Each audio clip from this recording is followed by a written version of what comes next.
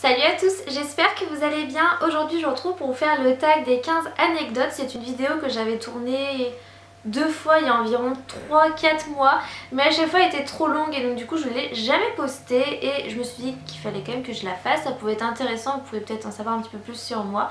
Et donc je vais essayer que la vidéo ne dure pas trop longtemps. Alors je vais commencer avec la première anecdote qui est que j'ai peur du feu. Et ça depuis que je suis très petite. En fait, ma maman ne voulait pas que je me brûle étant enfant et donc elle m'avait fait comprendre que la gazinière ou la cheminée c'était chaud. Elle m'avait fait poser la main sur le four quand c'était froid, quand c'était tiède et quand c'était juste désagréable quoi. Et j'ai tellement bien compris la leçon que j'ai eu peur du feu, je me suis jamais brûlée. Si bien que allumer la gazinière quand il n'y a pas le petit bouton qui marche, allumer la gazinière avec un briquet c'est quelque chose que je ne peux absolument pas faire parce que ça me fait trop peur. Même il y a quelques années encore, allumer la gazinière avec le petit allume-gaz, ça me faisait pleurer parce que j'avais vraiment hyper peur. C'est vraiment... plus le temps passe, plus ça va, mais je ne peux pas allumer un briquet, je ne peux pas allumer la cheminée, enfin j'ai pas de cheminée donc tant mieux, mais voilà, ça reste un traumatisme, or que je me suis jamais brûlée, mais voilà, je m'améliore, plus les années passent, plus je m'améliore, mais c'est vrai que j'ai toujours cette crainte du feu, et voilà. Deuxième anecdote, je ne supporte pas l'eau sur le visage. C'est vraiment quelque chose que je déteste, si bien que je ne lave pas le visage quand je suis sous la douche. En fait, je ne base jamais le jet sous la douche. Enfin, j'essaye le moins possible de mettre de l'eau sur mon visage parce que je déteste ça. Ma maman avait toujours l'habitude de mettre un gant de toilette quand elle me faisait prendre mon bain ou ma douche. Et donc du coup, j'avais jamais de l'eau dans les yeux. Et dès qu'il y a une petite goutte qui se frayait un chemin pour aller dans mes yeux, j'avais horreur de ça et je criais. Et donc aujourd'hui, c'est toujours quelque chose que je déteste. Donc bien sûr je me lave le visage, hein, c'est juste que je déteste sous la douche. Troisième anecdote, j'ai passé le permis en même temps que mon chéri. On a eu cette chance là, c'est-à-dire qu'on était dans la même voiture au même moment. Donc forcément quand on va passer le permis et l'examen, qu'on va être à l'examinateur, on peut pas le passer tous les deux dans la voiture. Donc il y en a un qui attendait sur le banc et inversement. Mais on a passé le permis dans une ville qui a à peu près 1 heure de chez nous et donc du coup les 6 dernières heures qu'on a fait de conduite on les a fait ensemble et du coup on est allé ensemble pour passer le permis. C'était vraiment super, ça m'a évité de stresser, vraiment c'était chouette de l'avoir avec moi, j'étais beaucoup plus décontractée et donc du coup ça s'est bien passé, on a tous les deux eu notre permis avec seulement un point d'écart. Quatrième anecdote, mon chéri et moi on est tombés dans les pommes au même moment. En fait j'allais faire ma première prise de sang et comme j'étais un petit peu inquiète, j'avais emmené ma maman et mon chéri avec moi. Ils étaient un petit peu en train de me distraire pendant que l'infirmière me faisait la prise de sang.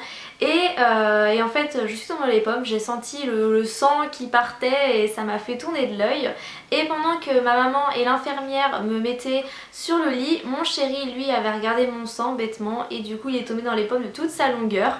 Et c'est le boom, en fait quand lui il est tombé, moi ça m'a fait sortir, je suis revenue à moi-même et mon chéri était tombé par terre, il est passé à 2 doigts du bureau, voilà il fait quand même 1m85 donc il est bien tombé, si bien qu'après il a eu un léger, enfin ça lui a quand même tapé sur la tête donc du coup il avait perdu un petit peu la mémoire, il savait plus où on était, il savait plus ce qu'il avait fait la veille, il savait plus comment il était habillé, enfin c'était à la fois rigolo parce qu'il faisait que de répéter la même chose et qu'il me disait mais on était où là, mais j'ai l'impression qu'on m'a piqué. Je fais non c'est moi qu'on a piqué, il se répétait tout le temps donc c'était un peu rigolo dans ce sens là, mais on était quand même un petit peu inquiets, mais au bout d'une demi-heure la mémoire est revenue. Cinquième anecdote, ma première voiture s'est fait écraser par un tracteur. Et oui, quand vous vivez à la campagne, on croise des tracteurs.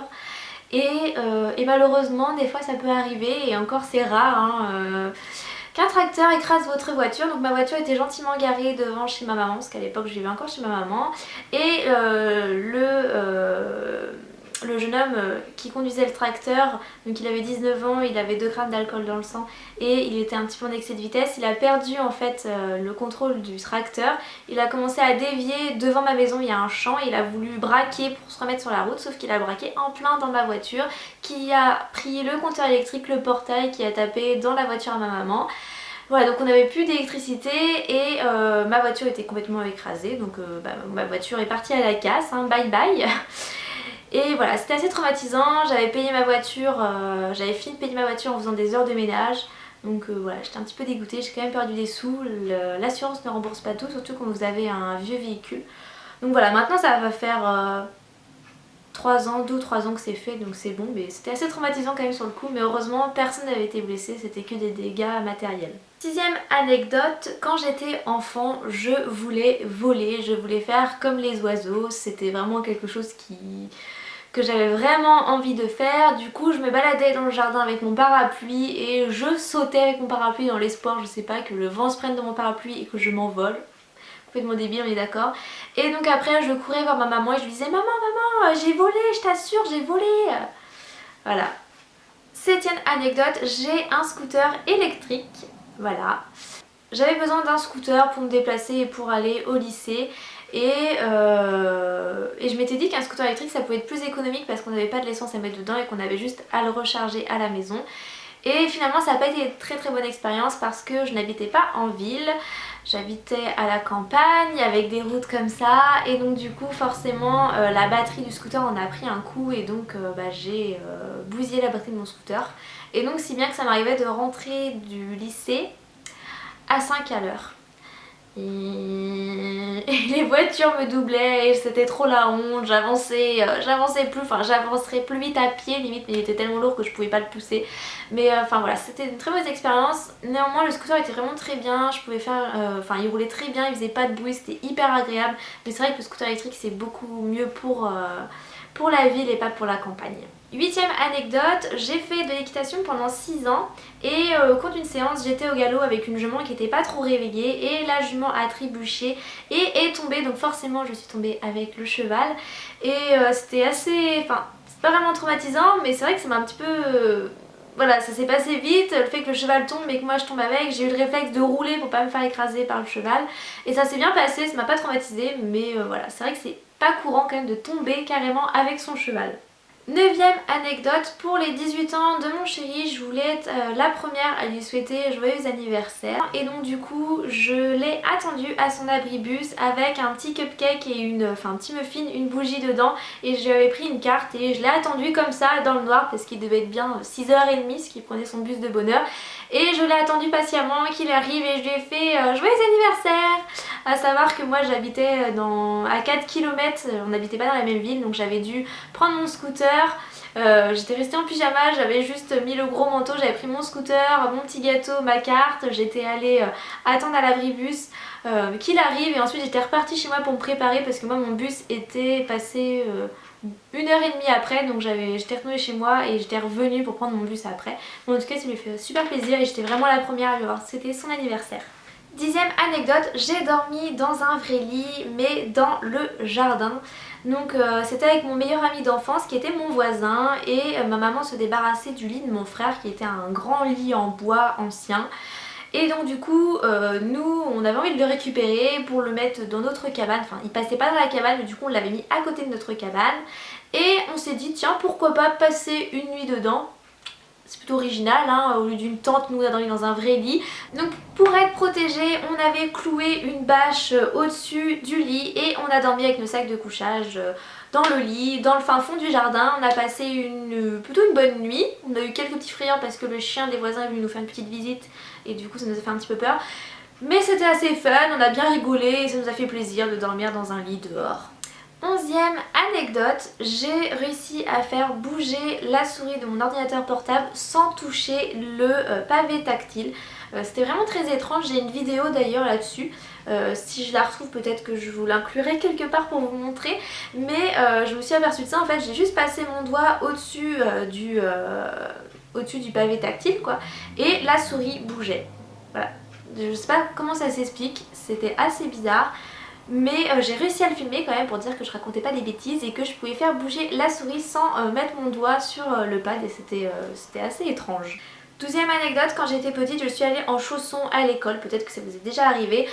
J'avais égaré mes chaussures et forcément je ne les trouvais pas quand c'était l'heure d'aller prendre le car et donc du coup ma maman m'a dit eh bah tant pis puisque tu sais plus où t'as mis tes chaussures et bah tu vas aller à l'école en chaussons. Donc j'étais super ravie. J'ai pleuré quand même et je me souviens que la chauffeuse du car m'a dit mais t'inquiète pas moi aussi regarde je travaille en chaussons. Elle m'avait montré ses petites claquettes et donc voilà j'étais allée à l'école en chaussons. Ça m'a pas trop traumatisée parce que je me souviens pas trop comment c'était à l'école. Voilà c'était en maternelle donc ça va hein, peut-être bien en grande section donc voilà c'est pas non plus la mort. 13e anecdote, il y avait une chouette enfermée dans mon grenier. Donc en fait j'avais ma chambre qui était juste à côté du grenier et j'ai passé une très mauvaise nuit. Enfin j'ai dû me réveiller vers minuit parce que j'avais un mal de crâne énorme parce que je faisais que entendre des boum boum boum. Et mon frère aussi avait été réveillé. Et quand je suis sortie de ma chambre pour voir ce qui se passait, et ben j'ai vu mon frère qui était face à la porte du grenier qu'il avait ouvert. Et j'ai vu ce qu'il était en train de regarder. En fait il y avait une chouette qui était là en train de nous regarder, qui avait dû rentrer parce que je vivais dans une maison en pierre et donc elle avait dû rentrer par un trou qu'il y avait dans le grenier parce qu'il n'était pas isolé. Et donc du coup elle n'arrivait plus à ressortir et donc elle était en train de taper contre la porte. Et donc du coup on est allé chercher ma maman en lui disant maman il y a une chouette dans le grenier.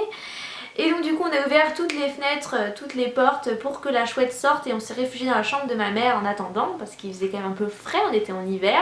Et quand on est remonté, peut-être bien 20 minutes après, la chouette n'était toujours pas partie, elle était posée sur ma commode dans le couloir et elle nous regardait sagement avec ses grands yeux. Donc du coup ma maman a dû l'attraper par les pattes pour la sortir dehors parce que sinon voilà, elle serait restée dans la maison. Et dernière anecdote, je me suis fait enfermer dans ma salle de classe. Donc c'était quand j'étais en internat, j'ai fait un an d'internat à Laval et en fait j'avais oublié mes clés de mon armoire de ma chambre, je l'avais oublié dans la classe. Et pour accéder à la classe on pouvait passer par la classe des premières parce que moi j'étais en seconde et les premières faisaient leurs études dans leur classe tandis que nous on faisait notre étude en salle de permanence.